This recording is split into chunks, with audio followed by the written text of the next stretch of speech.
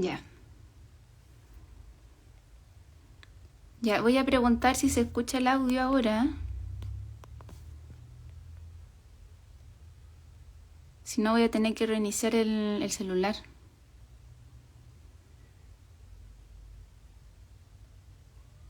¿Se escucha? ¿Me escuchan? Vamos a fijar el comentario. Ah, y ahora escuchan. Ya, qué bueno. Qué bueno. Saludo a Paula que nos va a acompañar el día viernes. Qué bueno que ahora se escucha. Qué bueno, me siento tan feliz. A lo mejor no me veo tan feliz, pero de verdad en mi corazón yo me veo, o sea, me siento muy feliz. Qué bueno, qué bueno. Qué bueno que ahora se escucha. Saludo ahí a Paula que, no, que se conectó de nuevo igual. Lo positivo hay que valorarlo, hay que agradecerlo, ese se multiplica. Saludo y agradecimiento a esas personas que nos siguen acompañando, ¿ya? Y quieren participar con nosotros el día de hoy y nos tuvieron paciencia. Saludo a Mónica, a Furrianca, ¿qué más? Saludo a Jessica que nos está acompañando y a Fabiola Aros. Vamos a ver si las chiquillas ahí nos mandan una solicitud para poder empezar el live. Uy, había hablado harto en el video anterior. Yo había hablado harto, me había explayado.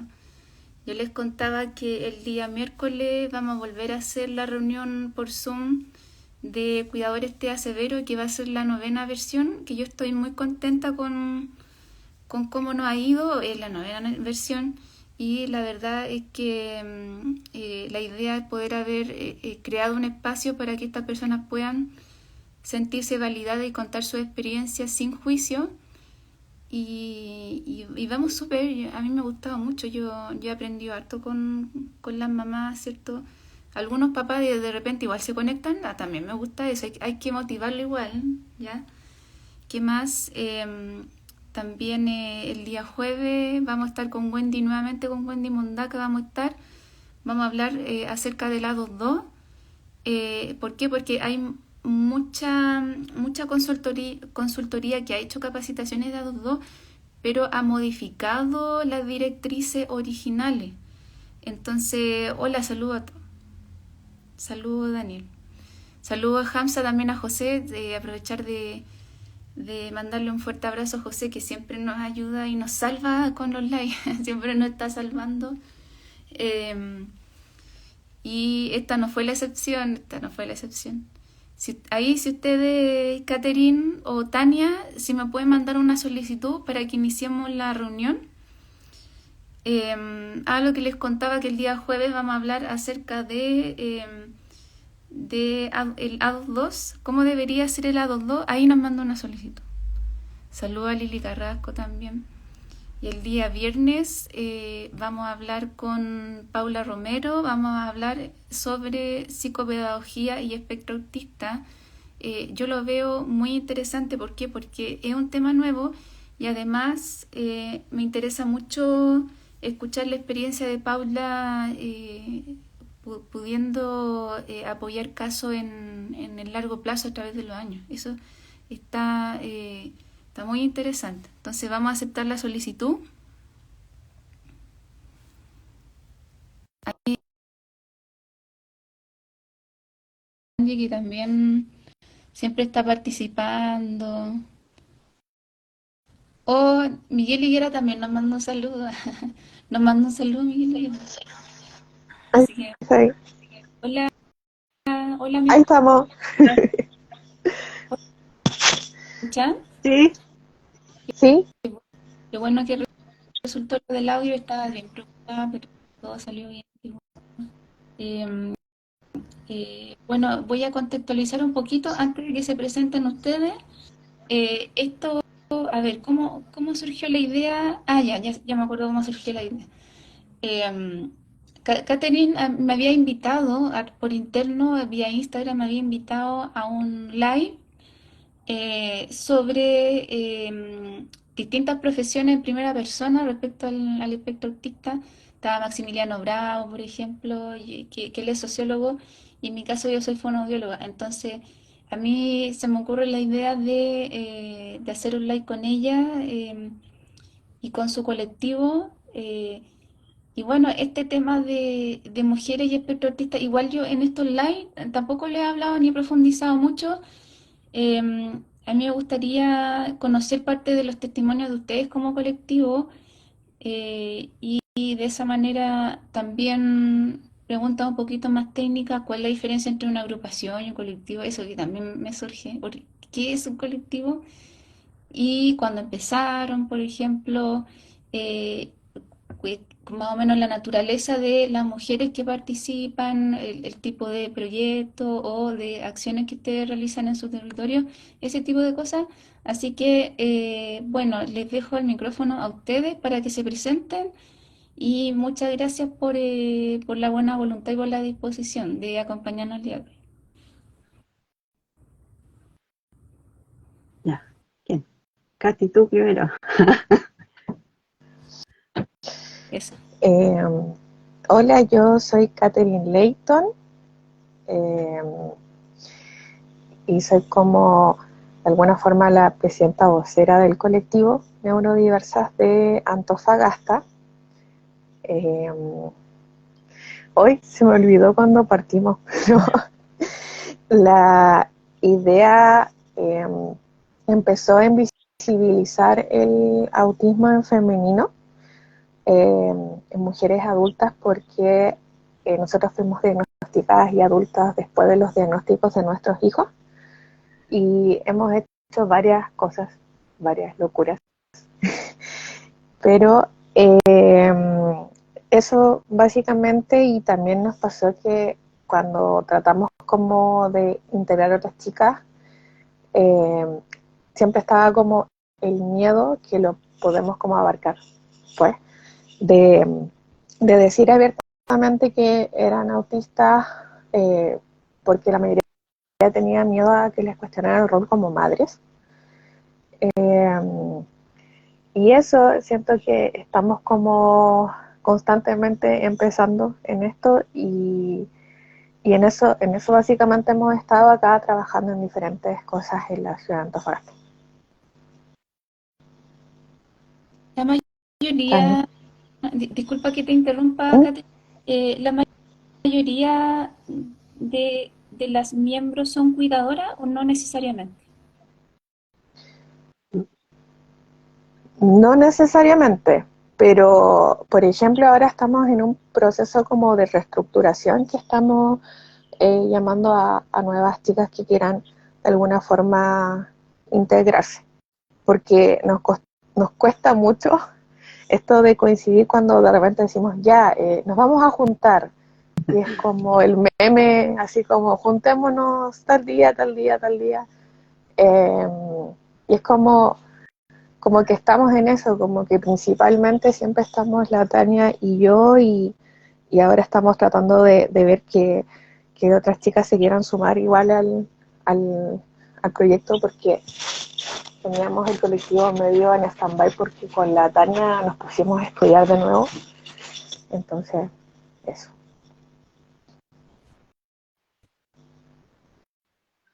Tania, ¿te gustaría comentar tu experiencia con el colectivo, más o menos qué has podido presenciar o qué has podido conocer ahí? Sí, bueno, saluda a todos, a la Katy, que está por ahí, que hace días que no hablo con ella. Bueno, con la Katy nos conocimos por casualidad en otra junta de mujeres autistas y nos caímos muy bien inmediatamente porque teníamos muchos intereses en común. Nuestros intereses autistas eran en común, así que nos pusimos a hacer ideas y a inventar cosas, ¿no? De a lo mejor buscar otras maneras de juntarnos, de agruparnos, y ahí nació como la idea de hacer el colectivo. Que mayormente, como dice la Katy, ella es la vocera, porque a mí me cuesta más hablar que a ella, así que, como dice ella, yo llegué a mi diagnóstico tras el diagnóstico de mis hijos, tengo dos hijos adolescentes ahora, ambos dentro del espectro autista. Tengo una chica de 20 y un niño de 16. Mi hijo fue diagnosticado como a los 7 años más o menos. Y bueno, mi madre me decía de mi hijo, no, pero si tu hijo es normal, decía ella, pero sí igual a ti. Por eso mismo le digo yo, yo creo que también estoy dentro del espectro autista, le decía yo, porque si Rodrigo igual a mí, es porque yo también tengo lo mismo. Entonces cuando yo empecé a sospechar de que mi hijo estaba dentro del espectro cuando ya entró a la escuela, y yo tenía nociones de eso porque yo soy educador de párvulos, como mi primera profesión. Entonces, yo había enviado a muchos chicos a neurólogos a hacer evaluaciones. Entonces, estaba así como que entre será o no será, y tenía la duda porque yo decía, tiene rasgo autista, pero otros no, se parece mucho a mí, entonces yo no tengo problema. O sea, sí tenía problemas, me sentía muy rara, pero le echaba la culpa como a otras cosas. Entonces cuando a mí la psicóloga de la escuela me dijo, ¿sabes qué? Su hijo, pensamos que su hijo, así con mucho cuidado me dijo, pensamos que su hijo está dentro del espectro autista, y yo me sonreí, y la psicóloga me decía, pero qué rara su, ¿cómo se llama? Su reacción. Me decía ella, es que lo que pasa, le dije yo, es que Rodrigo se parece mucho a mí. Entonces yo tenía esta sospecha, pero como soy educadora de párvulos, estaba así como, ¿será o no será? Porque era como muy al límite, entonces decía yo, no estaba segura. Entonces, cuando ella me confirmó, o sea, me dijo así, yo también confirmé que también era. Entonces, como que me dio un alivio, pero tenía la duda, y entonces lo mandamos al neurólogo, y le hicieron las evaluaciones, confirmaron el diagnóstico. Entonces yo siempre quedé con esa duda. Después ya mi hija le lleva 4 años. Cuando Rodrigo ya tenía 11, ya estaba varios años ya con su diagnóstico, a mi hija, que estaba en primero medio, me recomendaron mandarla al neurólogo a una evaluación. También confirmaron su diagnóstico. Entonces yo dije, ok. Dentro de mi familia también hay otras personas con el diagnóstico de autismo. Tengo hermanos con diagnóstico de autismo, sobrinos y primos. O sea, en la familia somos varios, por parte de mi papá. Así que estamos ahí, pues, y yo siempre hacía como una complicación, digamos, dentro de mi profesión. Yo, después del diagnóstico, justo se coincidió más o menos con el asunto de la pandemia, así que yo me evalué en ese tiempo. Así que yo no dejé de trabajar porque cerraron el jardín, y, y no quise volver a trabajar como educador de párvulo. Entonces de ahí fue que yo entré a estudiar de nuevo, como dice la Katy, entramos a estudiar, y entré a estudiar psicología, voy en segundo año en psicología. Por lo mismo, porque no, siempre fue mi interés en la psicología, y debido a esto nació la idea de poder ayudar, de alguna manera, aportar a poder diagnosticar a más personas, a ser más accesible. Es mi idea, el diagnóstico, porque como de dentro ya más o menos uno tiene como una cierta visión y conocimiento de los rasgos, de cómo uno se comporta, entonces se me es más fácil. Y eso, por eso más o menos es como la historia, y hemos ido trabajando con la Katy en distintas actividades, que la idea es, más que dar información, que hay mucha información en internet, donde uno puede, hay muchas personas que hablan de autismo, más que nada hacer un aporte, digamos, activo. O sea, por ejemplo, se hizo un paso peatonal con, con iconografía, ¿cómo se llama? No me acuerdo bien, me olvidé en este instante, para que, Pictograma. un pictograma, para que se pudiera ver, pudieran las personas dentro del espectro entender el paso peatonal, dentro de muchas partes de Antofagasta, y se replicó ya en más lugares en Antofagasta. También con pictogramas se hizo un proyecto en un consultorio. Entonces hemos como ido haciendo varias actividades para dar a conocer y ayudar a la comunidad dentro del espectro aquí en Antofagasta. ¿Por qué colectivo? Gracias, Tania. Pregunta que es como poco técnica. ¿Por qué colectivo y no agrupación? ¿Cuál es la diferencia? Ahí mi compañera, la Katy. Porque la idea de nosotros siempre fue que se sumaran más personas y vimos como varios tipos de nombres y al final decidimos que fuese ese, pero no lo planteamos como una agrupación, lo planteamos como, como colectivo. Eh, de hecho, en algún momento preguntamos así como legalmente y las agrupaciones tienen como una figura más legal que un colectivo. Pero la verdad es que después de hablar harto, llegamos como a esa idea porque en algún momento igual, eh, a ver, entendimos que como para contextualizar un poco, eh, yo recuerdo que una vez una, la Alejandra, una chica que conocía un trabajo, me dijo, oye, para mí que tu hijo es autista, cuando tenía 5 años. Y yo me ofendí, yo dije, mi hijo no es tonto. Mi hijo es súper inteligente, no es tonto. Lo que pasa es que él es más tímido. Y me enojé. Y después, cuando me vio de nuevo la Alejandra, me decía, oye, evalúa a tu hijo porque tu hijo, para mí que es autista. Y yo me volví a enojar. Y estaba súper enojada. Entonces, cuando mi hijo estaba en tercero básico, porque él aprendió a leer, súper luego aprendió a escribir. Cuando estaba en tercero básico, él un día me dice que no quiere seguir yendo a la escuela porque le duelen como los gritos y como que le dolía estar en la sala porque habían aumentado la cantidad de alumnos, o sea, de estudiantes en la sala. Y eh, yo siempre recuerdo que en algún momento cuando era pequeña yo le dije a mi mamá que me dolía la luz blanca y mi mamá me miró así como, me dijo así como que tonta, ¿cómo te va a doler la luz?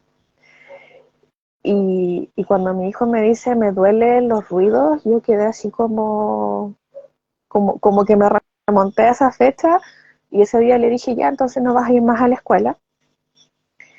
Eh, Antes de eso hablé de la escuela y nunca me voy a olvidar que la psicopedagoga que había me dice que no pueden prestarle ningún tipo de apoyo a mi hijo porque mi hijo tenía promedio 6,8 y ellos trabajaban solamente como psicopedagogas con niños con bajo rendimiento.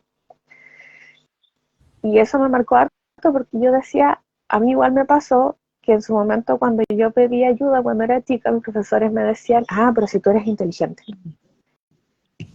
Entonces, como que me empecé a dar cuenta como de cosas que teníamos en común, con la diferencia que yo siempre he hablado mucho. Y de ahí lo llevé a una escuela libre, estuvimos 2 años en escuelas libres distintas, después yo me diplomé del método Lefebvre-Leber,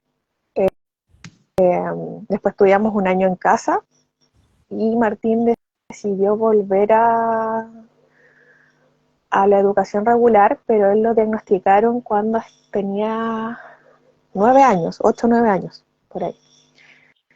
Y fue súper complejo el acceso a terapia por la falta de dinero. Bueno, eso ya es un tema para largo. Pero me empecé a dar cuenta que había muchas cosas en común y me puse a estudiar. El curso que había yo me metía. Y un día llegué a un artículo de la BBC de Londres que decía el dolor de las mujeres que son diagnosticadas adultas. Algo así. Y me di cuenta que habían hartas características y con el primer retiro del 10% yo pude costear mi diagnóstico.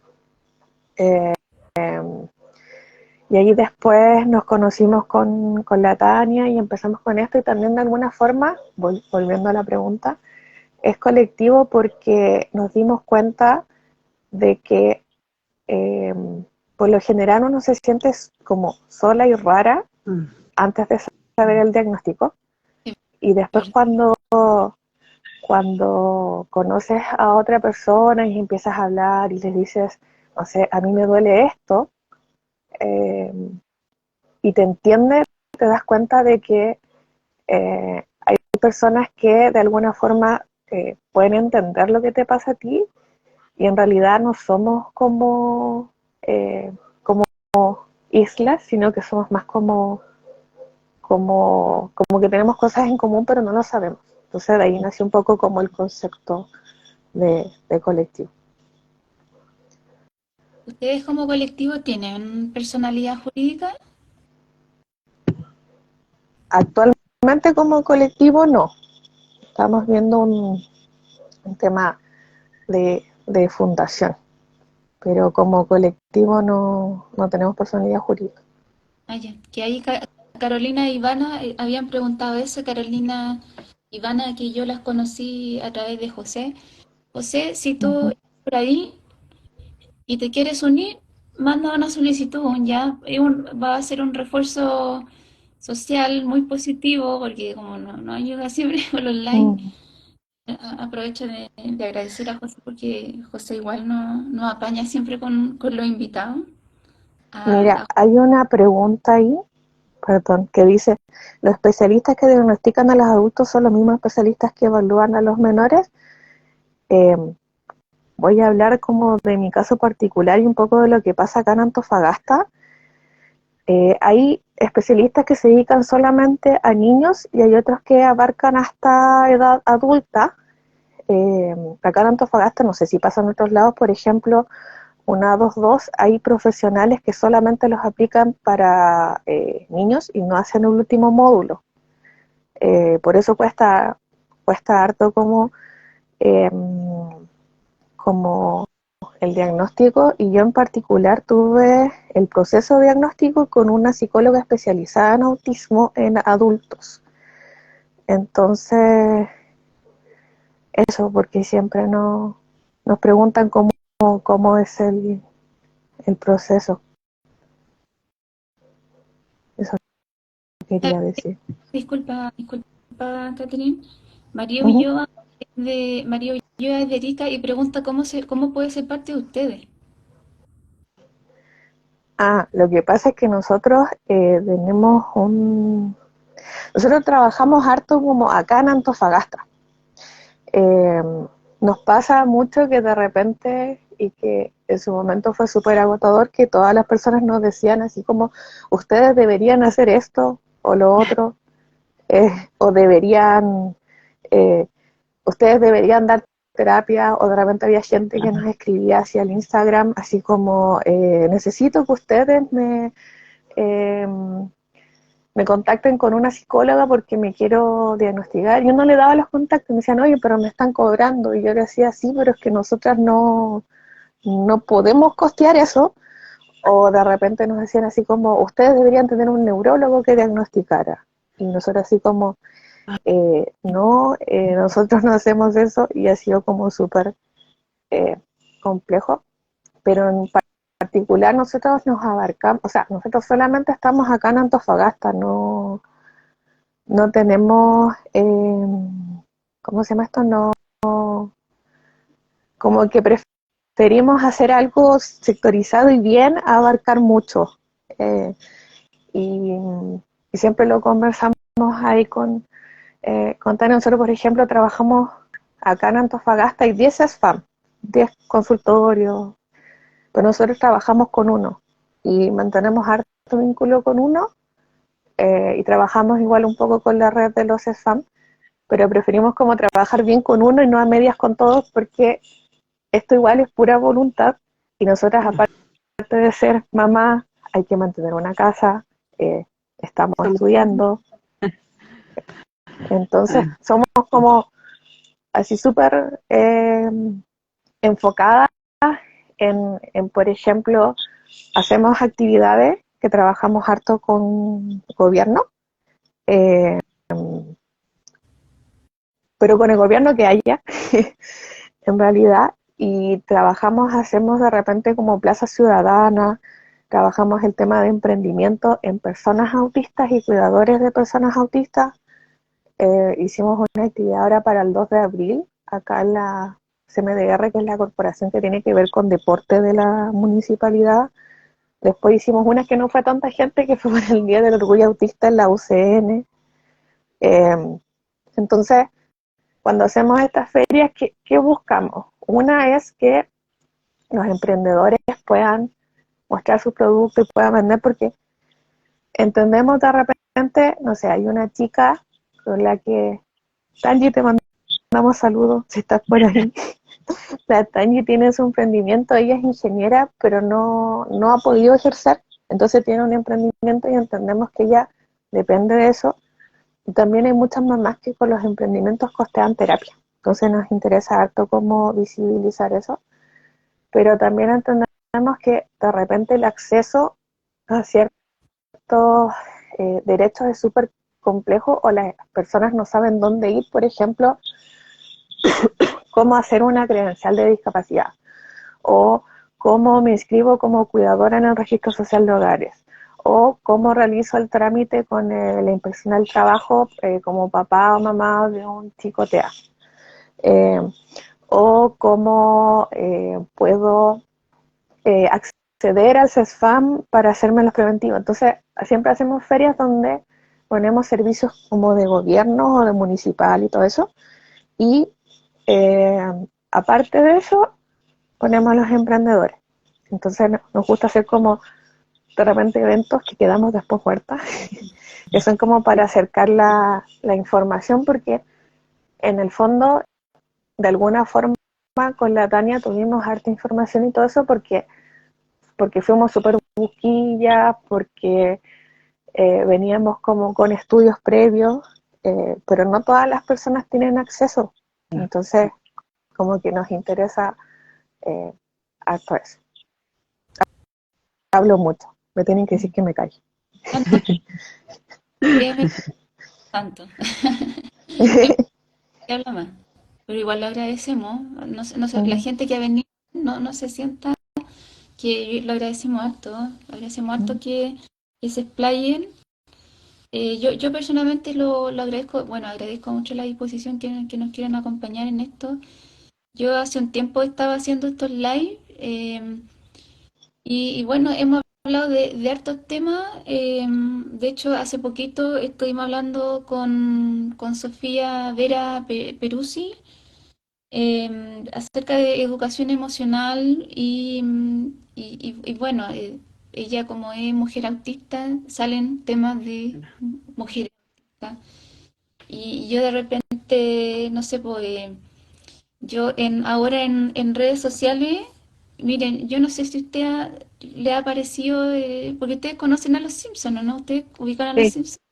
Ya, hay un capítulo donde Lisa estaba como que había comprado una Barbie, pero de esas Barbie que salen en los Simpsons, Barbie ya. Malibu. Y bueno, yo no sé si ustedes se acuerdan de ese capítulo, pero la forma en que ella juega con la Barbie es muy distinta a cómo juegan las otras niñas, ¿sí?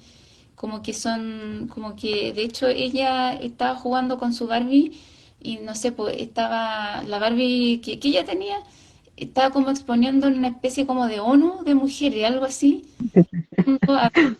Una Barbie así como de África, otra así como oriental y todo.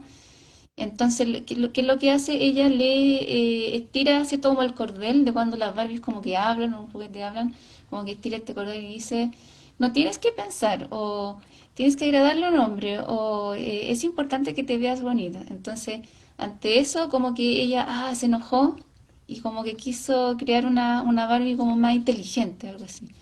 Y parte de esa escena de ese capítulo, no sé, pues de repente fue a donde está la otra chica, las que son como el promedio de las niñas de la edad de Lisa. Y Lisa decía, no encuentran algo como extraño en esta muñeca. Y como que todas las demás, así como que, cierto, no pasa nada aquí. Entonces ella dice, tiene como frase muy sexista. Y una de ellas dijo, Lisa dice malas palabras. Y yo ignoraba que iba en el olvido de ella. Entonces, ¿qué pasa? ¿Por qué les mencioné ese capítulo? Porque igual me sentí súper identificada con cómo yo jugaba. Porque yo hacía algo bien parecido y yo no sé, se sentiría identificados como con ese tipo de, como, Ay, claro, porque en el fondo ella es como que, para la edad que tiene, como, Bueno, yo con todo esto de la Barbie me puse a recordar cosas de infancia. Yo no jugaba a las muñecas. Cuando era mucho más chica, sí, cuando tenía como 5 años, pero mi juego era enseñarle a las muñecas. Yo le enseñaba a las muñecas. Según decían de mí, lo que escuchaba yo de mis tíos, de que yo era una vieja chica. claro, Entonces, claro, no hacía lo que hacían los otros. Veía ópera, me ponía a leer los libros, pedía, en vez de regalos de muñeca o cosas, yo pedía libros, enciclopedia, diccionario. claro, El otro día comentaba con un amigo de que también sospecha que es autista, de que leíamos los diccionarios, todas las definiciones de los diccionarios, y era como un juego el leer el diccionario y aprenderse los significados. Esas cosas, para mí era normal. Yo decía que yo era la normal y que los otros eran los raros. Y decían de mí que era demasiado vieja para la edad que tenía. Siempre fue así y tenía mis intereses medio extraños, como teología a los 10 años. Era muy extraño discutir con un sacerdote a los 10 años de teología, pero eran como mis intereses. Entonces yo tuve una Barbie recién como a los 13 años, pero era como, porque mi mamá me la quiso dar porque nunca la tuve y todas las niñas lo tenían, pero no es que yo nunca jugué con esa Barbie, yo solo la tenía ahí para mirar, porque mi juego eran otras cosas. Mi interés iban por estudiar, por la psicología, por cómo se comportaban los otros, para aprender cómo comunicarme con el otro. Era como, a ver, ¿cómo me conecto? ¿Cómo me comunico con el otro? Entonces voy a aprender qué le gusta, qué hace, y cómo lo saludo, lo voy a saludar así, y el típico de ensayo del diálogo, qué voy a decirle, qué no lo voy a decir. Eran como lo que yo hacía. Y enseñar, a mí me gustaba mucho enseñar cuando era chica, porque me gustaba mucho aprender también. Entonces, pero eran como esos mis juegos, y yo también como no veía bien porque usaba lentes, no salía, tampoco jugaba juegos sociales, ni de pelota, ni en ese tiempo. Yo estoy hablando del año 80, porque yo tengo harta edad. Así que eh, lo mío eran los libros y aprender de la televisión, porque en ese tiempo uno aprendía de la televisión o de la biblioteca. A mí me encontraban en la biblioteca siempre, en ese tiempo. Porque yo, como ahora está el internet, en ese tiempo para mí era la biblioteca. Entonces, eran eso. Yo como no tenía esos juegos de muñecas eh, en ese tiempo. Eran los intereses, eran los libros, los libros. Es, te das cuenta, igual es como el mismo principio, o sea, igual es como distinto, porque finalmente Lisa, claro, a lo mejor estaba con las muñecas, pero las muñecas como juego nada que ver, sí, ¿me entiendo, no? Es como era como súper intelectual el juego, así como haciendo un discurso para Barbies de la ONU, ¿cierto?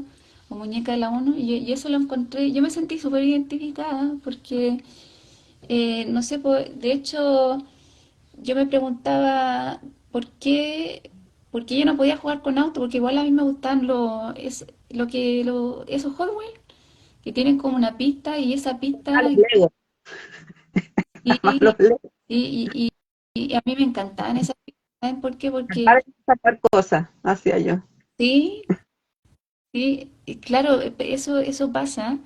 Yo me acuerdo que bueno, deben seguir existiendo estas pistas como que tienen varios pisos y en un piso como que era para lavar el auto, otro como para, no sé, centrifugarlo, no sé, yo lo encontraba muy genial. No, Y yo, por ejemplo, leía mucho los catálogos de las cosas, de cómo armar cosas. Entonces también me hice como la experta en la casa de instalar cosas porque era la única que leía los catálogos, de cómo se usaban las cosas. En general la gente no lee los catálogos y yo leí, me gustaba mucho eso de seguir pasos uno tras de otro, también me llama mucho la atención.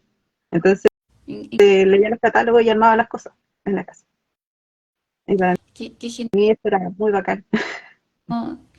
Si te das cuenta, es como la parte más práctica que a lo mejor es muy, que caracteriza mucho al hombre, como que se ve en la mujer. Sí, En el y caso, igual le contaba un tiempo a la Katy, fue una de nuestras conversaciones, era que yo no me sentía muy femenina. Entonces ahora, por ejemplo, la gente me dice, pero tú por fuera eras muy femenina. Sí, le digo yo, pero en mi mente no soy tan femenina. Eh, y cuando era adolescente no me sentía tan femenina, entonces para mí fue como un poco complicado también, porque decía, pero no me entendía, entonces, pero si a mí me gustan los niños, pero yo no me siento niña, decía, yo no me siento niña, porque no me gustan las cosas de niña. Ese estereotipo que tenía de niña yo Y no calzo. no me gustan las niñas, ni No me afectiva, gustan las ni niñas, sexual, no me ni gustan como amistad. me gustan los hombres, pero me siento más hombre, me siento más, me siento como que mis temas son más de hombre, mis temas de conversación. Yo me aburría con las niñas, las conversaciones de niñas no me gustaban. Me gustaban más conversar con los niños porque ellos te conversaban otras cosas que a mí me interesaban más. Entonces, como También era muy hay un tema especial. también con eso porque cuando, por ejemplo, ese proceso diagnóstico, y esto igual siempre me lo preguntan, es como en qué cómo se sabe si la persona es TEA, o sea, está dentro del espectro autista. Yo le quiero mandar un saludo a mi psicóloga que se llama Caterina Arteaga, que trabajamos 4 meses, en que reconstruimos como toda la historia desde la niñez, que ella entrevistó al adulto significativo de mi infancia, que en mi caso fue mi hermano. Eh, Empezamos como a reconstituir un montón de cosas porque el TEA también se parece a otros diagnósticos. Eh, entonces, tienen que haber características que se manifiestan durante la primera infancia, que es una de las cosas que dice el DCM5. Entonces, yo me acuerdo que yo le comentaba que a mí me gustaba jugar a la pelota porque a mí me gustaba correr.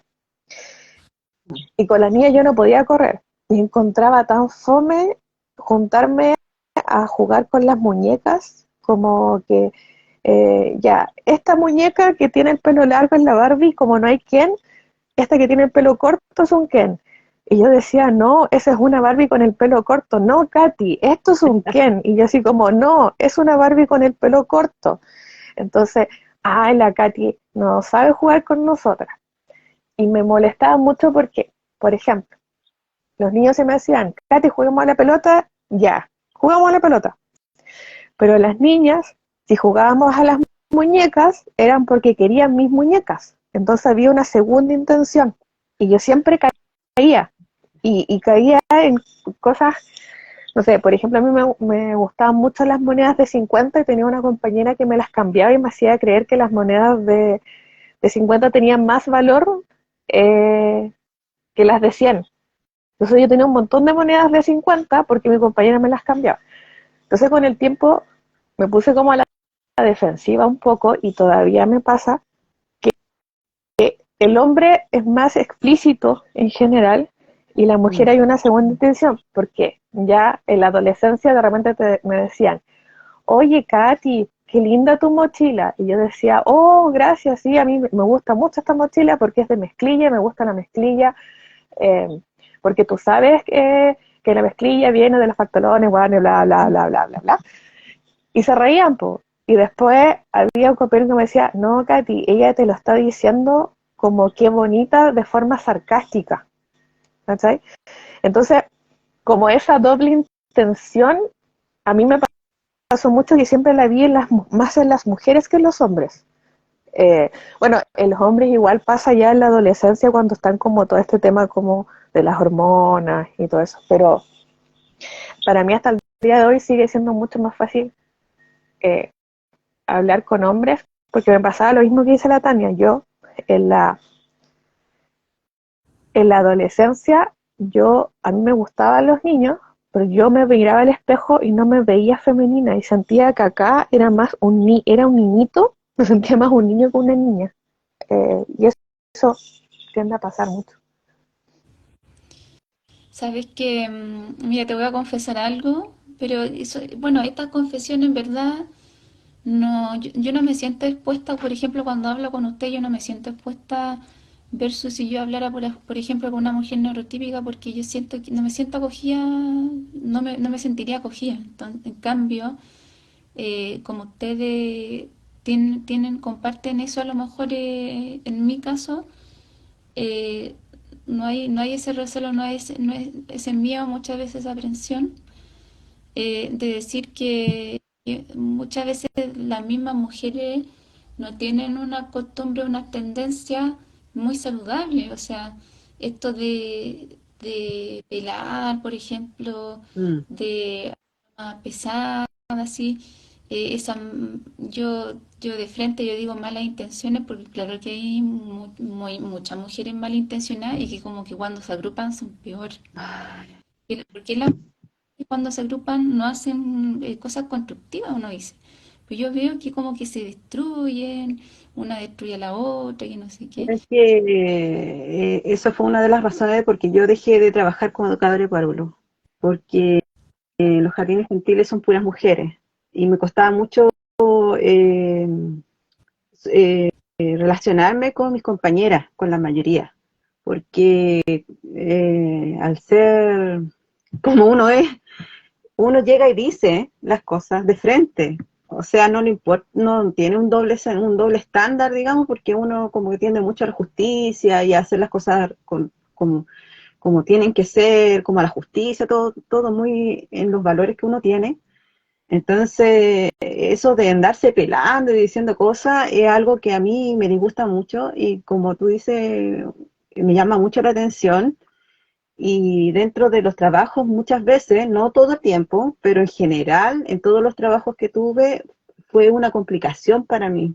Y como yo no me metía en eso, era peor. Era como que ya, yo era el centro.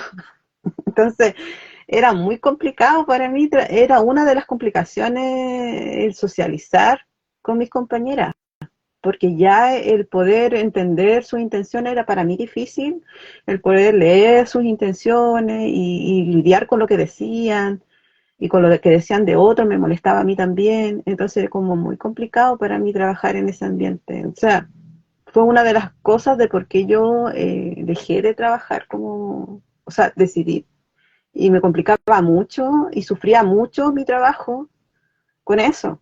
O sea, a veces llegaba, no sé, acá llorando a mi casa porque decía, "Pucha, pero ¿cómo puede ser esto y acá?". Entonces a mí me complicaba mucho eso, el del ambiente femenino, digamos.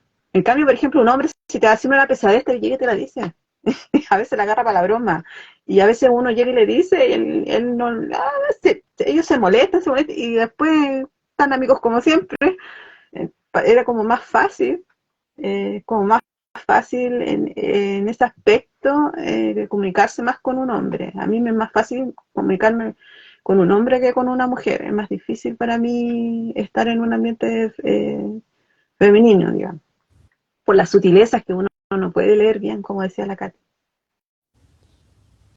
Yo no sé si les pasa a ustedes, pero por ejemplo, cuando yo trato como de alejarme muchas veces de mujeres que a lo mejor son como mujeres como el promedio de la población, porque yo siento que en algún momento se van a enojar con uno, como que van a tener envidia, porque uno es como muy proactivo, no sé, y siempre pasa. Sí. A mí eso, finalmente uno como que crea anticuerpos, porque uno dice, total, igual se van a poner envidiosos en algún momento. Es difícil que una mujer le diga a otra que es bonita, que es inteligente, que toma buenas decisiones. Es como difícil que una mujer le diga a otra eso. No es imposible. Y yo lo veo súper poco. Uno, al menos yo lo hago. Gracias a Dios tengo ahora, bueno, estoy estudiando, tengo, si es que alguna vez me está viendo por ahí, tengo excelentes compañeras, un grupo de compañeras excelentes, que lo primero que yo les dije, saben, niña, yo soy autista, y han aprendido junto conmigo, entonces ellas me apoyan harto, y saben cómo soy, pues, entonces ya como me apoyan, me han cuidado harto, me siento muy cuidada por ellas, y son menores que yo, pero me siento muy cuidada por ella, muy apañada.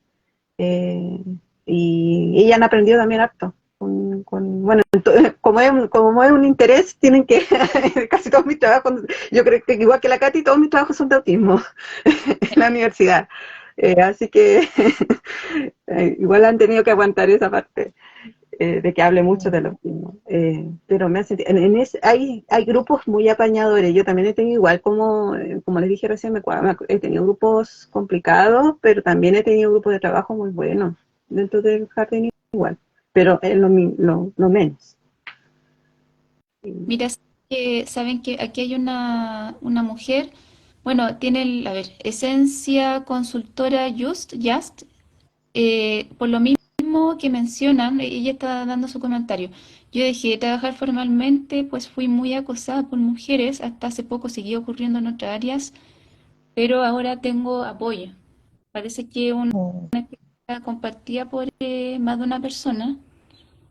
Eh, ¿A qué edad te diagnosticaron? Me pregunta Daniela a Just. Saben que dentro de los comentarios que aparecieron está el comentario de Miguel Higuera. Higuera es un fonoaudiólogo a quien yo admiro mucho y que siempre que puedo le agradezco por sus conocimientos. Eh, bueno, algo que decía Miguel, si ustedes han pensado hacer una especie de libro testimonial, de un recabado de esta vivencia para que más personas puedan conocer acerca de mujeres con el diagnóstico, ¿me entienden? ¿Han pensado hacer eso? No sé la Katy. A mí me gustaría, pero yo no escribo tan bien. La Katy es la que escribe lindo. Yo estoy hace algún tiempo que había dejado, estoy escribiendo relatos sobre mi vida. Y lo empecé cuando empecé a trabajar con mi psicóloga, porque mi psicóloga lo que hacía era que me decía, no sé, por ejemplo, de la adolescencia, como tú me puedes escribir un texto así como no tan, o sea, no como algún género en específico, sino así como vivencias tuyas de la adolescencia. Y me acuerdo que mi psicóloga me dijo que tenía harto talento para escribir, que porque no escribía y todo el tema. Y ahí empecé a escribir, pero es un proceso que llevo harto tiempo, que está ahí como guardado, porque de repente volver a ciertos hechos es como, yo siempre digo que yo antes del diagnóstico sobrevivía y después del diagnóstico a los 31 años comencé a vivir. Mm. Entonces, eh, como yo sentía las cosas en ese tiempo, me dolían porque a veces no las entendía, y ahora es como resignificar muchas cosas que pasaron. Entonces, me acuerdo que una vez estaba como escribiendo porque, así, por ejemplo, en la media yo estudiaba con puros compañeros, estudiaba mecánica industrial. Pero mis compañeros me tenían mala porque yo me aprendía como toda la materia y era muy, no sé, por ejemplo, si el viernes daban un trabajo y había que presentarlo el lunes, yo lo presentaba. Entonces el profesor decía, ¿y quién trajo el trabajo? Yo lo traje. Y mis compañeros así como, porque yo era la única que lo llevaba, entonces eh, les caía mal y les caía mal también porque como una mujer va a saber más de mecánica que ellos, y fue súper complejo ese momento. Y un día en el liceo mis compañeros se empezaron todos a ir hacia la puerta, al lado de la puerta de un extintor, le pegaron el extintor así como que tiró ese como polvo que tira y cerraron la puerta y yo me quedé encerrada. Y yo empecé a golpear la puerta para que me abrieran, me ahogué, terminé en el hospital, el director, estábamos justo en cuarto medio, el director dejó sin licenciatura a mis compañeros, fue todo un tema. Y en ese momento yo decía, por qué si yo tengo que ir al liceo, tengo que entregar los trabajos, por qué a mis compañeros les molesta tanto si yo siento que esto es lo que corresponde? Entonces y esto yo siempre lo he hablado abiertamente y hay gente como que le molesta, pero no, pero si saben cómo soy, ¿para qué me invitan? Entonces, me, yo, yo creo que de no haber tenido un diagnóstico, aunque fuera a los 31, yo creo que lo más probable es que yo no seguiría viva. Porque, por ejemplo, yo siempre, cuando estaba en la adolescencia y me pasaban estas cosas en el liceo, yo siempre decía, ¿por qué sigo viva? ¿Por qué mejor no me muero? Porque en el fondo todo lo que yo sentía que era lo correcto, lo que se debía hacer, para los demás no. Entonces era súper eh, como complejo. Entonces he estado como escribiendo vivencias y ahora como que me doy cuenta así como, no sé, por mí me pasó después con el paso de los años, que habían chicos que me decían, oye, cuando éramos adolescentes tú a mí me gustabas mucho, pero yo, por más que te daba señales, nunca me pescaste. Y yo así como, pero es que nunca me lo dijiste, pues entonces ¿cómo me iba a dar cuenta yo de eso? O de repente me pasaba que era como, oye, juntémonos en mi casa a ver una película, y para mí era, voy a la casa a ver una película, y después llegaba y estábamos viendo El Padrino y me empezaban a abrazar, como a querer tocar, y yo así como, ¿por qué me quieres tocar si vine a ver una película? El Padrino, que me encanta la trilogía del Padrino. Entonces, no, pero si tú sabías ya lo que venía, sí, pues, o sea, tú sabías a lo que venía, sí, yo venía a ver una película, o, no sé, es que no, esto es muy ordinario, así que no lo voy a contar. Pero no es tan ordinario. Lo que pasó es que un día en la media, un compañero, yo era muy buena para biología, y un compañero se estaba echando como el ramo. Me pidió si hacíamos un trabajo para poder pasar. Entonces termina y él me dice, bueno, acá el que entiende, entiende, pero él me dice, eh, nos sacamos un 7 y me dice, oh, mi compañero así me dice, te voy a pagar en carne. Y yo le digo así como, ¿en serio? Y me dice, sí. Entonces me van a pagar en carne, me imaginé carne, así una bolita de carne, y yo dije, vamos a hacer un asado. Eso fue lo que pensé yo. Y si alguien no es de Chile, esa es una expresión muy ordinaria para decir, vamos a tener sexo. Y yo no lo entendí. Entonces vengo yo y le digo, oh, ¿en serio? Qué bueno. Y estaba todo el curso, y mis compañeros así muertos de la risa, y quedaron así como, oh. Y yo le dije, pero deberíamos invitar más gente, porque yo me seguía refiriendo al asado, pues yo sentía que él me quería regalar carne. Entonces, me acuerdo que mis compañeros así como, en una de mis compañeras me dicen, oye, ¿tú sabes a lo que se está refiriendo? Y así como, no, y me cuento y digo, no, yo pensé que se estaba refiriendo a regalarme carne, así como para un asado. Y así pasaron muchas cosas, pero cosas así como chistosas, otras más tristes, y eso como que estaba haciendo. Y lo otro que estoy haciendo es que cuando entré a estudiar ahora, porque estoy estudiando educación diferencial, eh, yo el año pasado di la PAES con, eh, como estudiante, acreditando con mi credencial de discapacidad, pedí ajustes. Entonces di la PAES en una sala donde éramos 5, había una persona, yo podía salir, me dieron como media hora más, todo el tema. Y después quedé, después postulé, igual yo pensaba que no me iba a ir tan bien en la prueba, entonces presenté todos los papeles en la universidad porque tenían cupo de discapacidad, y hice como todo eso y entré y me fue bien. Entonces me acuerdo que cuando entré, Vianey de Senadis me dijo que me iba a pedir que fuera escribiendo todo lo que me iba pasando, o las cosas muy buenas y muy malas que me pasaron durante el semestre. eh, me dijo así como, escribe cómo ha sido todo este proceso de estudiar, sabiendo ya ahora que eres TEA, y como con ciertos ajustes que hay, porque en mi universidad hay un programa especial. Me dijo, porque las personas con discapacidad o las personas dentro del espectro autista que están estudiando no tienen como referentes en esos aspectos. Entonces, como procesos que han ido pasando ahora, los he ido escribiendo, porque yo sí de pura metida, llegó un día a la federación, llevamos un mes de clase, así como, esta es la federación, sí, es que quiero hacer una pregunta, sí, Lo que pasa es que leí todo el estatuto de la federación y hay secretarías. Entonces yo quiero saber por qué no hay una secretaría que tenga que ver con neurodivergencia o discapacidad. Ah, pero es que mira, se puede proponer. Ya, ¿y cuándo se puede proponer? No sé, era un martes, así como el jueves hay un pleno. Ya, yo voy a venir el jueves. Y fui el jueves y presenté como la idea que se hiciera una secretaría de neurodivergencia y discapacidad. Y después hice campaña y salí electa y estamos haciendo ciertas cosas. Y es la primera es la primera es la primera federación Solo digo, de las universidades.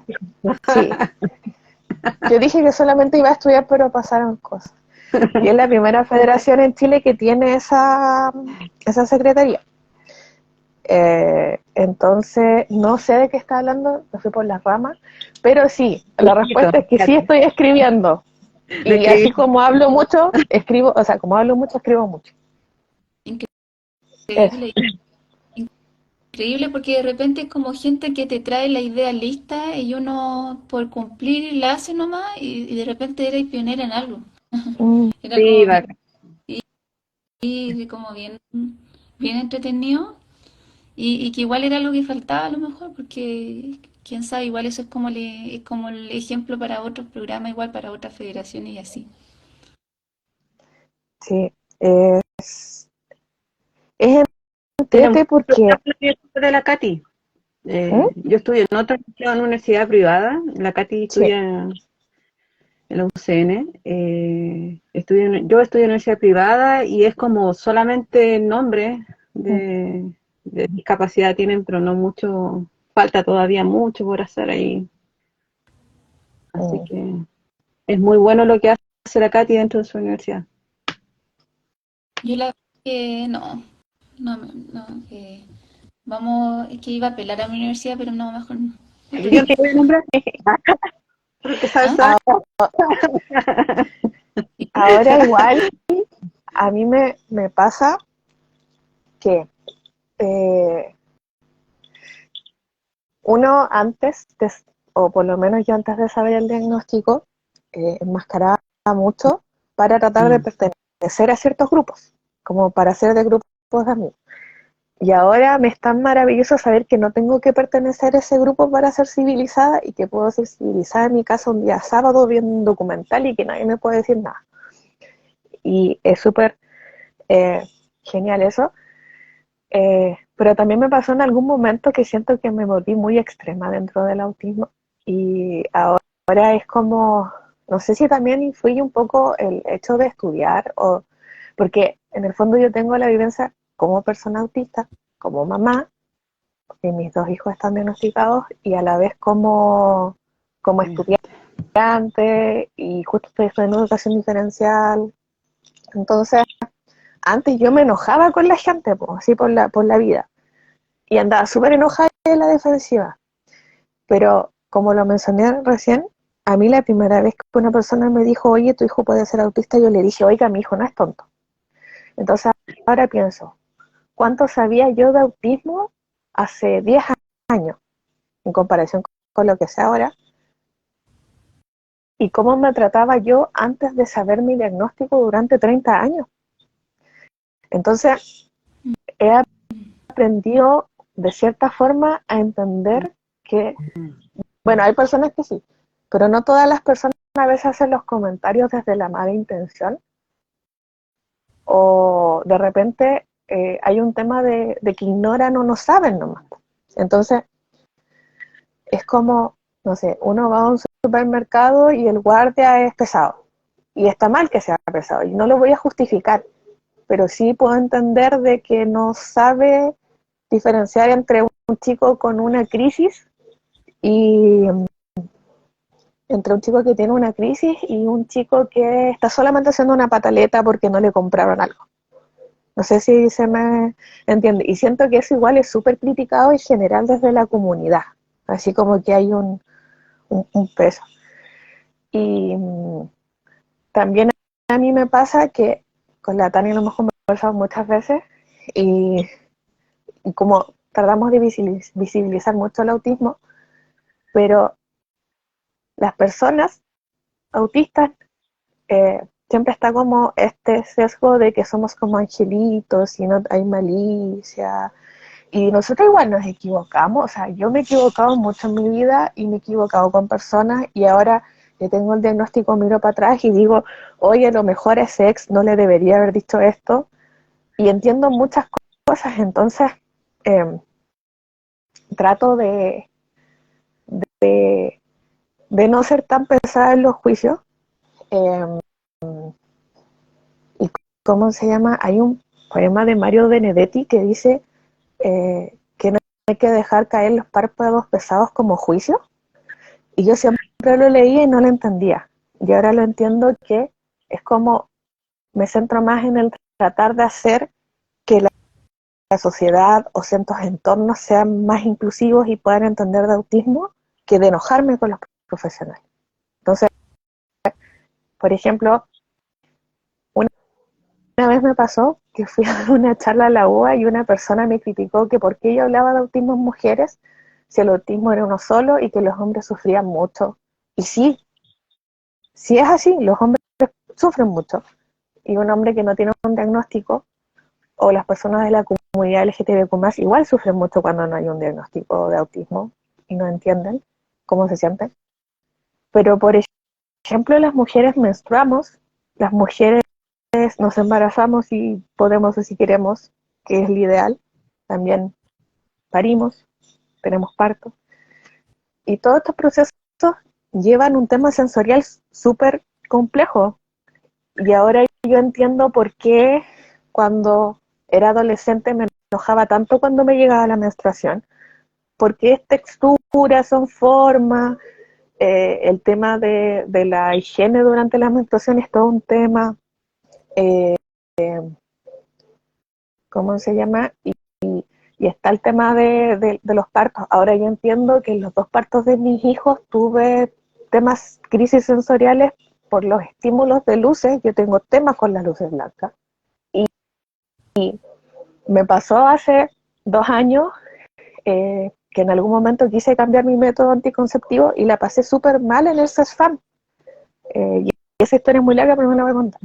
Entonces, la pasé súper mal cuando quise cambiarme un dispositivo intrauterino, me sentí súper maltratada, y en su momento lo comenté en el CESFAM, entonces yo ahí entendí, tengo dos vías. Una, o me quedo en que soy la víctima y lloro y no hago nada y me centro solamente en lo que a mí me pasa, o dos, trato de hacer cosas para que esa vivencia no le pase a otra persona. Entonces yo no voy a mejorar toda la matronería o ginecología del país, eso es como imposible. Pero a lo mejor puedo hacer que en el CESFAM entiendan las matronas que existen mujeres dentro del espectro autista que necesitan mayor información y que se les expliquen paso a paso cómo es un cambio de método anticonceptivo, cómo son ciertas cosas del embarazo. Y yo en su momento igual me enojé con la matrona, pero después dije, la matrona no sabe nada de TEA en mujeres, porque hace 5 años yo qué sabía de autismo en mujeres, o sea, ni siquiera yo misma sabía que yo era TEA. Entonces, entiendo que uno tiene que tener una lucha constante en el tema de derechos, pero también es como en el fondo esto que nos tocó vivir, cómo lo resignificamos para que no le pase a otros. Porque en general las personas autistas, cuando somos diagnosticadas adultas, crecemos como con muchas cicatrices por cosas que vivimos, traumas y un montón de cosas. Pero ¿cómo podemos hacer que esto no le ocurra a los otros chicos? ¿Cómo podemos hacer que el día de mañana una chica TEA cuando quiera tener un hijo pueda tener un parto que sea acorde a las necesidades de ella? ¿O, o cómo podemos cambiar un poco esta imagen de cuando a mí de repente me dicen, oye, pero ¿para qué quieres quieres tener hijos, si ya tienes 2 hijos que son TEA y tú eres TEA, vas a tener otro hijo TEA, y yo así como, y ese es, ¿cuál problema sería? Si es como mi derecho sobre mi cuerpo. Entonces, siento de que de repente falta mucho el, el, la rabia o la pena, conducirla en hacer cambios, porque falta mucho, eh, falta, falta demasiado eh, y de repente a las personas les molesta, pero yo les digo, o sea, las personas autistas no dejamos de ser personas que tenemos derecho a enamorarlos o tener familia o tener una sexualidad o decidir tener hijos o no, o decidir eh, estar en pareja o no, o todo eso. Es como, y eso es un poco lo que tratamos de hacer igual con la Tania. El objetivo del colectivo es como eso, visibilizar, educar, dar acción, con acciones concretas como las que habíamos nombrado antes, en non-CESFAM, como decía la Katy. Y tenemos otras muchas ideas por hacer todavía. Sí, ¿como qué idea? Ay, A ver, o sea, ideas que todavía no la hemos concretado, pero no sé, por ejemplo, en la parte de ginecología, igual teníamos unas ideas como por hacer alguna cosa, como algún manual, algo así. Cosas que no podemos decir mucho porque tenemos que trabajar. Pero siempre hay ideas, van surgiendo ideas entre la Katy y yo, cosas nuevas por hacer. Igual, como dice, hemos estado como hemos estancado un poco el asunto porque como estudiamos y ella empezó este año, yo voy en segundo, entonces ha sido como muy pesado, se hace pesado el estudiar, el ser mamá y llevar la casa y los tiempos. Aparte que a mí me pasa eso de socializar o estar bajo mucho estrés y después estar 3 días en cama adolorida, o cada vez que hacemos una actividad como la que se hizo de la feria, o sea, de todo lo que se hace con la emprendimiento y con la feria ciudadana, yo paso 2 o 3 días con dolor de cuerpo y literalmente en cama al otro día, porque me duele el cuerpo. Por ejemplo, a nosotros se nos cuestionaba mucho porque no íbamos a marcha, y la única vez que yo fui a marcha también, ya estuve como 3 días en cama, ya no voy más, nunca más, primero y nunca más. Voy a una marcha porque mi cuerpo no lo soporta, pues. Entonces, como decía la Katy, después del diagnóstico uno es más amable con uno mismo y se permite y se cuida y se le permite hacer cosas que antes uno se obligaba a hacer, ¿no? Ahora las deja de lado porque se cuida. Digo, yo soy así, lo acepto y me tengo que cuidar. Entonces yo aprendí después del diagnóstico que para mí, yo tengo 49 años, me diagnosticaron ya poco más de 2. eh, entonces, yo, como la Katy dijo, yo me he ido entendiendo para atrás todas las cosas que hacía, entonces hay cosas que rescaté de mi infancia y de mi adolescencia que me servían y la uso ahora. Por ejemplo, yo duermo súper mal en la noche, me cuesta mucho dormir, entonces me adecué a como yo era cuando era chica, cómo dormía. Entonces yo digo, dormía así, entonces ahora ya acomodo mis almohadas una al otro lado para sentirme un poco de presión, cambié mi funda de la almohada a una suavecita más heladita, para sentir eso heladito en la cara, y para darme tranquilidad. Duermo con una almohada entre los brazos para no apretar mis brazos, porque aprieto mis brazos al dormir, porque no puedo dormir bien, porque tengo ansiedad generalizada. Entonces, trato de ser más amable conmigo después del diagnóstico, que me ha servido mucho, y ojalá mucho más especialistas, o sea, mucha más gente haga diagnóstico y se prepare para hacer eso,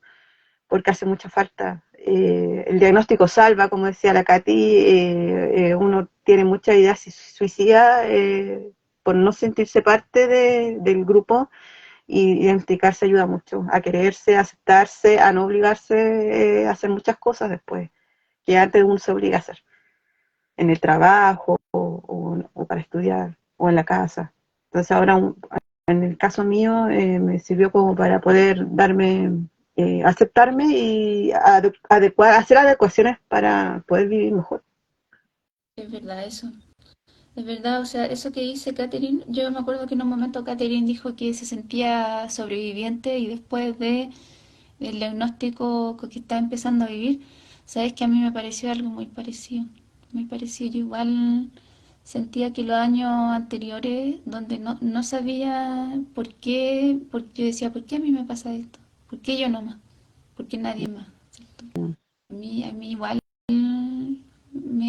yo A sentía mí que encontrarme con la Katy fue muy rico porque me sentí muy identificada con ella, y en las y tener contacto con otras personas autistas hace muy bien, porque te van pasando los tips. Decía, oye, ¿cómo lo haces tú con esto? Oh, mira, hago esto. Entonces uno como que va agarrando los tips de otro y dice, ay, voy a hacer esto. Por ejemplo, a mí escuché por ahí, oye, yo duermo con una manta de peso. ¡Ay, genial! Entonces, ¿qué hice yo? Me puse muchas frazadas en mi cama para ver si el peso me hacía dormir mejor. Entonces, y claro, me funciona. Entonces, es como que encontrar otra persona que tenga como unas características tuyas te hace muy feliz, te hace muy bien, porque tú encuentras como que eres parte también de esa persona, y que tú puedes entenderla, y esa persona te puede entender a ti. Entonces, a mí eso me pasa con la Katy, y bueno, agradezco haberla encontrado. no. Eso. Son esas personas que son luces en nuestro camino, son Claro. como luces en nuestro camino. Bueno, para que ustedes sepan, esta es mi vida social. Yo no Netflix, yo en la noche hago live con gente, ¿cierto? De mis temas, de mis temas de interés. Bueno, esa es mi vida social para que la conozcan. Yo soy re tranqui, yo soy bien piola, como se dice en nuestro país, en Chile, es como tranquilo, ¿cierto? Como tranquilo. Y, y bueno, esto de poder generar redes es súper, yo lo encuentro bien sanador, yo lo encuentro bien terapéutico. Y saben que aprovechando que estamos hablando de esto de expresarnos, ¿cierto? De generar vínculos, em, yo últimamente he sentido que más desde la autogestión encuentro que se hacen más cosas. Cuando uno participa en este tema más político, más de instituciones, más lento, yo he visto. O sea, uno ayuda, es verdad, y harto aporte. Pero igual no es tan rápido como cuando se hace desde la autogestión. ¿Y por qué se los comento? Porque ahí yo estaba leyendo los comentarios y, por ejemplo, ahí hay una mamá que es la señora Erna, que siempre nos acompaña en verdad. Gracias, Erna, por acompañarnos nuevamente. Gracias. Usted también es parte de mi vida social, sí, es verdad. Gracias. Dice, yo tengo una niña, Tea, siempre pienso mucho en su futuro. A ella le gustaría visibilizar el autismo para que el día de mañana la sociedad sea más empática. Y frente a eso, ¿qué pasa? José le responde que esperar que la sociedad empatice, o esperar a que la sociedad cambie igual es difícil. O sea, prepararla para hacer un 4x4 capaz de enfrentar todo, es mejor. O sea, si yo lo veo desde el punto de vista práctico, Em, sí, o sea, es como si te quieres ir a la segura, como se dice en nuestro país, que la sociedad cambie, va a cambiar, pero no a lo mejor en la medida que yo quisiera, ¿entiendes? ¿No? Porque a lo mejor sí hay un cambio, pero no va a ser el cambio que uno soñaba, a lo mejor. Claro, pero es A lo complicado igual los hijos, ¿ah? Porque a mí me pasa de que yo tengo 2 hijos dentro del espectro, y siento que no soy tan exigente como mi madre fue conmigo. Mi primer día de universidad, en ese tiempo uno tenía que irse a inscribir, eh, socializar, hacer las filas, preguntar, y yo tenía 17 años, y mi mamá me sentó en el colectivo llorando. Yo hice una crisis. Yo me fui llorando, yo creo que 40 minutos en el colectivo a la universidad. Y mi mamá dijo, tienes que ir y vas a ir sola. Y yo no sabía, ni conocía la universidad. Y me obligó y yo llorando me fui para allá. Pero por una parte lo agradezco, pero yo sufrí mucho con muchas cosas de que me pasaron, porque tengo problemas con la textura y claro, pues mi mamá me estaba preparando, sin saber, me obligaba a hacer las cosas, me obligó a muchas cosas, ella se lo cuestiona ahora. Yo le dije, pero era tu manera de ser dentro de tu ignorancia, no te culpes por eso. Ahora, ¿cuál es mi culpa como mamá yo ahora? De que a veces siento que soy demasiado blanda con mis propios hijos, porque yo digo, pucha, le cuesta la textura, no lo voy a obligar a comer. A mí me obligaban a comer y era un sufrimiento para mí. Y claro, como puede haber dicho, no sé, uno de los papás ahí, hay que prepararlo, sí, hay que prepararlo.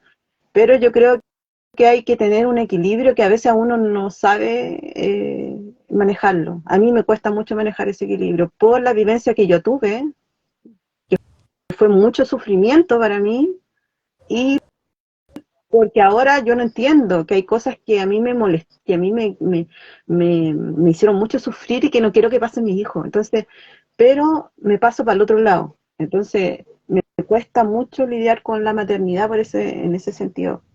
Porque no quiero que mis hijos sufran lo que sufrí yo y, y también de que puedan entender que hay cosas que ellos a lo mejor no van a lograr hacer y que no se obliguen a hacerlas por sanidad mental. Pero también me cuesta prepararlos para afrontar sus cosas. Y ya son adolescentes grandes, entonces me cuesta mucho eso. Yo siento que muchas de las cosas que mi mamá me obligó a hacer me sirvieron, pero a costa de muchas cosas, de mi ansiedad generalizada, de mucha depresión, entonces como, no sé, hay que tener como un equilibrio ahí para poder preparar a los chicos y un aporte que uno puede hacer es lo que con Katy hacemos, que es como visibilizar desde la acción, desde de hacer cosas para que otros no sé, tener ideas de hacer manualidades, de preparar a la gente como tratar a una persona con autismo, de abrir cosas como lo está haciendo la Katy en la universidad, para que otros estudiantes con discapacidad puedan tener espacios, no solamente las personas autistas, sino que otras personas con discapacidad. Entonces, desde la acción, hacemos como el colectivo nosotros. Más que, igual nosotros participamos de charlas y hacemos también donde nos invitan. Pero igual falta como el accionar la gestión, digamos. Y nada, eso, pues decir yo, los papás es complicado ser papá autista también. En general es complejo. Estaba pensando en algo que yo últimamente he estado mucho leyendo sobre estoicismo. No me acuerdo si era Epicteto o Séneca, que es un filósofo que decía y que me ha surgido mucho porque yo soy súper ansiosa, eh, que es como de lo que uno no pueda tener control, uno no tiene que tener preocupación en lo que uno no pueda tener control, o sea que uno solamente tiene que enfocarse dentro de lo que uno pueda como controlar o lo que uno pueda hacer. Yo entre todas las cosas que he estudiado mucho de cultura, de hecho soy gestora cultural, pero nunca ejercí, o sea, de hecho siento que desde el colectivo lo ejerzo. Los cambios sociales o culturales implican años, décadas, generaciones. Lo que hablamos actualmente de autismo y cómo entendemos ahora el autismo o el concepto más sociológico de la neurodivergencia, de la neurodiversidad, para que se entienda o se comprenda de la sociedad, van a tener que pasar muchos años, porque los cambios sociales se demoran. Entonces, no sé, por ejemplo, pensemos, la comunidad LGTBQ+, ¿cuántos años lleva para lograr ciertos derechos? Muchos años. Las mujeres, ¿cuántas oleadas de feminismo han habido? 4. Y todavía falta tener derecho. La comunidad con discapacidad en general, ¿cuánto tiempo llevan hablando de esto? Y si tú te pones a ver, por ejemplo, nosotros hablamos mucho de lo que pasa en España referente al autismo o a la discapacidad, que hay programas, que hay un montón de cosas que nos gustaría tener, pero aún allá siguen faltando cosas, entonces es una constante.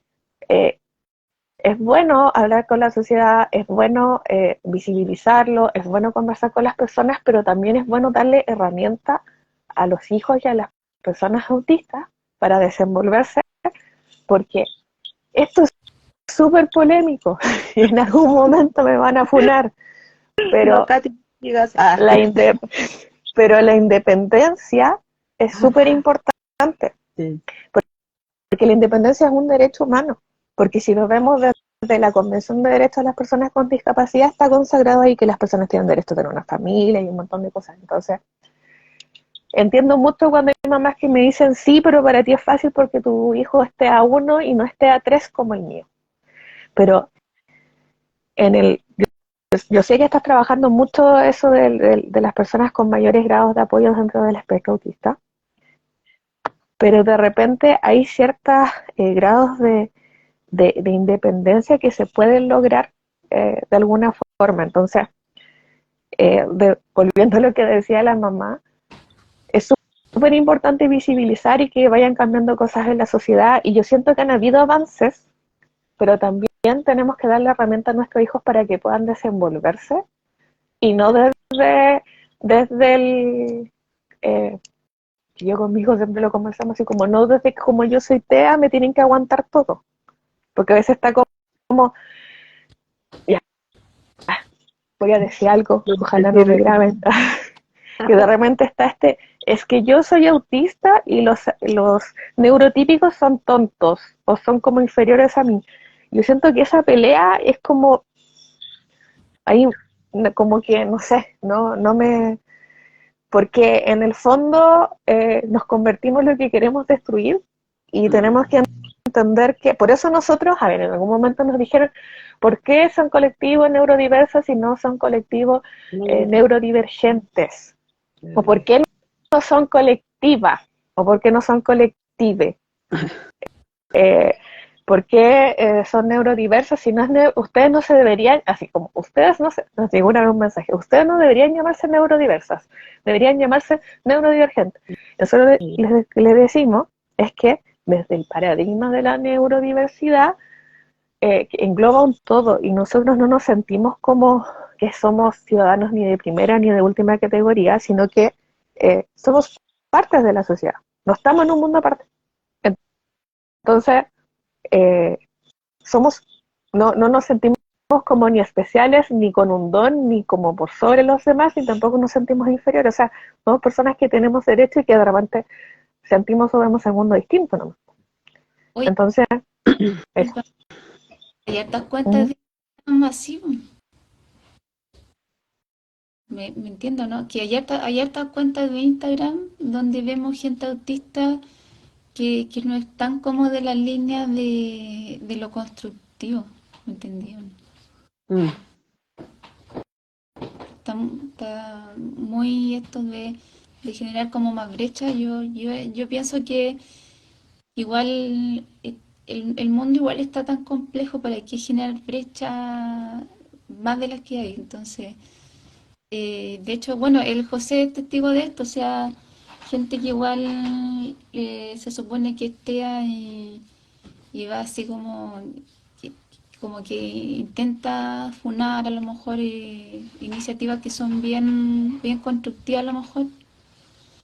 Y ay, ¿por qué se llama así? ¿Por qué? Pero en la práctica eso no te cambia mucho, o sea, se están tratando de hacer cosas y se quedan pegados muchas veces en los términos, así Bueno, como no uses esta... y- Sí. O mucho eso que pasa pero tú estás seguro que eres autista, porque yo no te veo tan autista, porque tú hablas mucho y yo te conocí y tú puedes cruzar la calle. A mí una vez me dijeron eso, que tú puedes cruzar la calle sola. Y mi sobrino que Esteban no puede cruzar la calle sola. Y es como, eh, a mí una vez una profesional, una terapeuta ocupacional me dijo, oiga, pero usted está segura que usted es TEA porque usted es muy funcional. Y yo esa vez le dije que funcional, le dije yo así como, ¿usted me encuentra funcional? Sí, yo le dije, yo encuentro funcional una máquina para hacer panes que puede hacer panes y mermelada. Eso para mí es funcional y que tiene varias funciones. Lo que usted ve es un montón de trabajo y dinero que he tenido que gastar en terapia y un montón de cosas, pero no soy como un autista más chiquitito.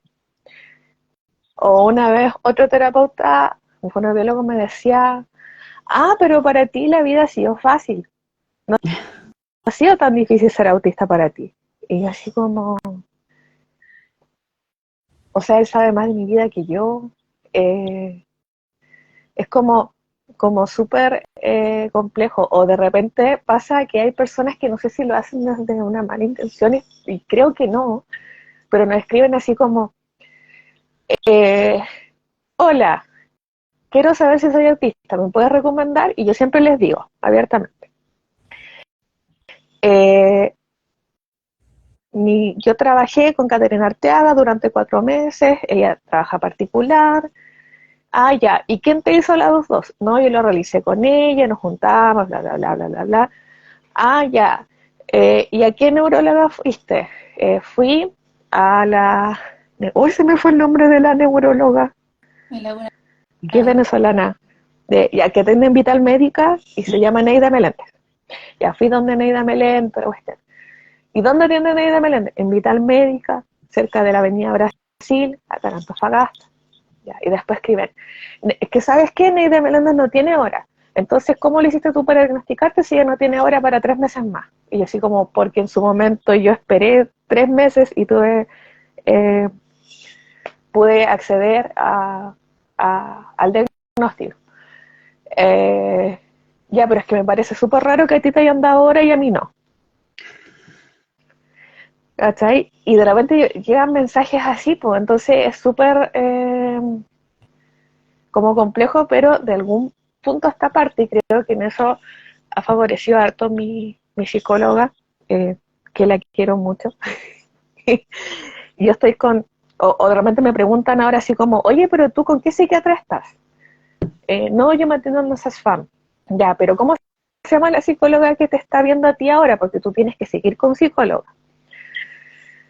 Y yo así como, lo que pasa es que en la universidad hay un programa y yo veo una psicóloga. ¿Pero qué psicóloga es? Es que la psicóloga no atiende a personas que no sean de la universidad. Entonces igual es súper desgastante, pero mi psicóloga con la que estoy trabajando ahora es de un programa que tiene en la universidad y que tenemos terapia una vez a la semana y me ha servido mucho porque en el fondo ha sido como desprenderme de esto. O sea, si la persona piensa que yo no soy autista, está bien, es su problema, no es el mío. ¿Cachai? O sea, no, ya tengo suficiente en el día entre que voy a dejar a mi hija, que mi hijo va al liceo, que tengo que ir a buscarlos, que tengo que ir a dar una charla o que tengo que ir a la universidad y que después tengo que hacer tareas y que después tengo que llegar a repasar con mis hijos y que tengo que limpiar la casa y que se me olvidan y que mis funciones ejecutivas funcionan súper mal. Entonces como... Eh, en un momento sí me afectó mucho y pensé de cerrar todas las redes y irme, porque siempre hay un cuestionamiento, o te hace un cuestionamiento una persona que es autista, o te hacen los cuestionamientos los profesionales, o te cuestionan las otras personas, pero en el fondo igual uno se da cuenta que no todo es tan malo. Hay personas que de repente dicen, oye, yo te agradezco porque tú una vez comentaste esto y me sirvió para trabajarlo con mi hijo de cierta forma. Entonces, eh, yo creo que ahí tengo como puesto el punto en que si esto le puede ayudar a una persona, genial. Y si a alguien le molesta, ya no es mi problema, es problema de la persona. Eh, entonces, es eh, es súper complejo y es como, no sé, de repente cuando hacemos actividades es como, ¿Y por qué hacen la actividad en el centro y no lo hacen en el lado norte? ¿Y por qué hacen la actividad en el lado sur y no lo hicieron en el centro? ¿Y por qué no lo hacen de esta forma y no de la otra? Y es como, en el fondo te van a criticar por todo, ¿cachai? Y me fui por otro lado, pero en el fondo me lo critican por todo, pero en el fondo creo que, por ejemplo, lo que tú haces de hacer en vivo y, y conversar con ciertas personas y poder entregarle tips a los papás desde tu profesión o visibilizar el tema, es súper, eh, es aporte, pues de repente si a una persona le hace sentido, es bonito. A mí me pasó un día que yo llegué a la casa de la universidad cansada, súper cansada, y me acuerdo que llegué y quería puro llorar porque decía, estoy tan cansada, ¿cómo se me ocurrió meterme en la universidad? La Tania tiene la culpa porque me incentivó. Y estoy con los niños y no estoy trabajando y de repente no sé cómo hacerlo y la gente igual me critica porque tú como activista deberías hacer esto y esto y esto otro y tú deberías organizar una marcha y entonces así como ya no quiero más de esto, entonces mejor es como que me cierro en mi burbuja y chao. Y llegué a la casa y había una carta que me habían mandado un chico que no había respondido, pero lo voy a responder, de Arica, diciendo que me había visto en redes y que le había llamado la atención ciertas cosas y me preguntó así como, ¿cómo te fue en la campaña de la Secretaría? Oye, ¿cómo lo hacen ustedes con esto? Porque nosotros estamos haciendo tal y tal cosa. Y fue súper así como interesante realmente. Yo dije, ya, por último, si el mensaje le llegó a una persona y esa persona fue capaz de mandarme una carta, le hizo sentido. Entonces, eh, yo creo que hay que centrarse más en eso que en las personas que critican, porque por lo general las personas que critican no hacen nada. Sí, eso dijo, de hecho, hay una de las participantes, Esencia Consultora, ya, bueno, sí, ella también dijo eso. En general son los que nos aportan. ¿Saben, Mm. chiquillas? Sí, ¿Mm? quería hablarla del término, no pude anticiparla. Uh-huh. Eh, bueno, más que nada agradecerle a usted por la instancia de compartir en este momento igual secreté mucha serotonina, le agradezco por esa serotonina que ustedes me Uh-huh. entregan, eh, esa serotonina que nos hace tan felices y nos hace sentir tan bien, ustedes me ayudaron. También aprovechar de agradecer a las personas que nos acompañaron el día de hoy. Eh, ahí, eh, bueno, todo es un aporte, todo se aprende. También hubieron varias mamás en línea.